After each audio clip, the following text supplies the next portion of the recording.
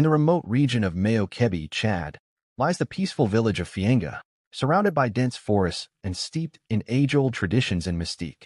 It was here, in 1934, that an event occurred that would etch Njabia Bâté's name into the annals of legend. Njabia Bâté was born under unusual circumstances, with horns protruding from his head, a rare and extraordinary feature that marked him as different from birth. His parents, both bewildered and reverent of his unique appearance, named him Njabia Bâté, which translates to mysterious in their local dialect. From a young age, Njabia Bâté experienced a life of solitude, shunned by villagers who both feared and revered his otherworldly appearance. Despite this isolation, he grew into a wise and resilient individual, developing a deep understanding of nature and traditional healing practices. His profound knowledge and gentle demeanor earned him respect, even from those who were initially wary of his presence.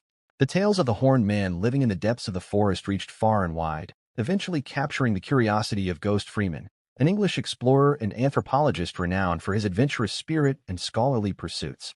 Intrigued by the stories, Freeman embarked on a journey to Fienga, determined to uncover the truth behind the legend.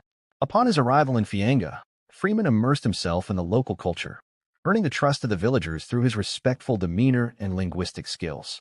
It was only after gaining their confidence that he was directed to Njabia Bâté's secluded abode deep within the forest.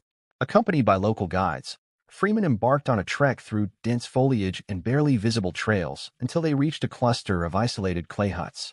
Standing before them was a tall, imposing figure with real horns extending from his skull.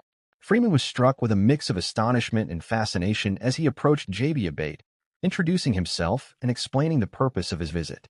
Initially cautious, Njabia Bâté eventually agreed to share his story with Freeman. In a voice that carried the weight of years of solitude and wisdom, Njabia Bâté recounted his life. He spoke of the fear and awe his horns elicited, the isolation he endured, and the profound connection he had developed with the natural world. He demonstrated his healing techniques, using herbs and methods passed down through generations, impressing Freeman with his skill and knowledge. Freeman spent several days with Njabia Bâté, documenting his practices, photographing him, and collecting samples for further study. The encounter left an indelible mark on Freeman, who published his findings upon returning to England, sparking global intrigue and fascination with the mysterious horned man of Fienga. Back in Fienga, Njabia Bâté's legend continued to grow. He became a symbol of resilience, wisdom, and the unique spirit of humanity. His story was told and retold, solidifying his place as a cultural icon. Njabia Bâté's legacy as a healer and sage endured, inspiring those who heard his tale to look beyond appearances and appreciate the extraordinary within the ordinary.